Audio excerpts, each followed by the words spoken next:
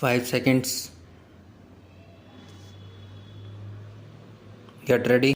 Sir, I think this debate will have a positive and beneficial effect on the settlement of this strike. Most of the members, almost all the members who have spoken here have sympathized with the cause of the workers, the demands of the workers. Nobody has said that the workers are putting forward unjustified demands. Now, unfortunately, some issues have been brought in which have created some amount of confusion. Even in the statement of the minister, which he had made here on the floor of the house and in the other house, for example, I must clear those one or two points. First, it was stated here that the strike was illegal, though there were some confusion in the press. We read that they said that we had not declared it illegal, but it becomes automatically illegal.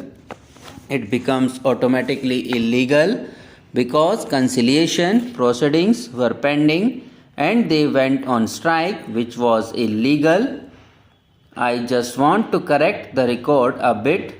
Under the Industrial Disputes Act, notice has to be given of strike. It has enjoined upon the employees of the public utility concerned to serve notice before they go on strike. This was done by all the four federations, including the Congress-led Intuck Federation. It is the responsibility of the unions that they have to serve due notice. Under Section 22 of the Industrial Disputes Act, once a notice of strike is received, it is the responsibility of the government immediately to start conciliation proceedings, and the Act says that the conciliation proceedings have to be conducted by a conciliation officer. In the present case, no conciliation officer appeared on the scene for the simple reasons that the negotiations were being conducted at the highest level between the minister himself and the leaders of the four federations. The question of conciliation officer coming along and holding conclusion proceedings does not arise in this case. It is not relevant because the negotiations were going on at the top level. Now to say that conciliation was pending, therefore the strike is automatically illegal, I do not know why they are making so much out of it, except to try to confuse the public that we have done something illegal. It is said that essential services like water supply, firefighting, hospitals, electricity, etc. have been exempted from the purview of the strike. It is quite correct. We always do that. We have also exempted all defense cargo. Any vessels carrying defense cargo will be handled in spite of the strike by us. Passenger vessels will be handled. Any ships which are in distress will of course be normally treated as they should be, and whatever work has done during the last 5 days in respect of these matters is being done free by the workers without taking any wages. Don't say that our attitude is an irresponsible attitude.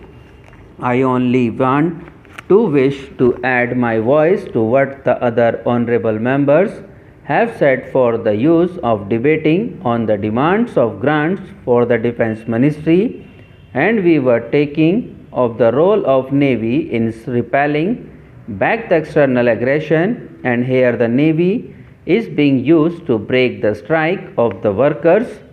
This is a very unfortunate situation which should not repeat in future. I would tell the government that this is not the proper way to deal with such matters. Such strikes have taken place in many countries. This has not happened for the first time. Many times, railways, dock and port workers have gone on strike. Longshoremen in America have gone on strike so many times. These are democratic countries like ours with the parliamentary government. The army and navy have never been brought in to break the strike. This should not be done. It will have unhealthy consequences. Many honorable members had already emphasized this point. I do not want to go into the details of it. The question now is, how is it that wage revision agreements running into crores of rupees were successfully negotiated in the other public sector undertakings? Nowhere it was necessary for the workers to go on strike, neither in coal nor in steel, petroleum, BHEL, or any of the major public sector undertakings where new wage agreements were signed in the course of last 1.5 years. How is it that only in the case of port and dock workers things have come to such a pass where a strike has taken place and it is going to complete 1 week? We do not want the strike to go on. We want a settlement. If the government wants to test the unity or determination of the workers, well, I think 1 week is ample to demonstrate them, and it is not necessary to prolong that. We have made it clear. The 4 federations have also said that. You have read that in the newspapers this morning. Subscribe now and press the bell icon. Never miss an update.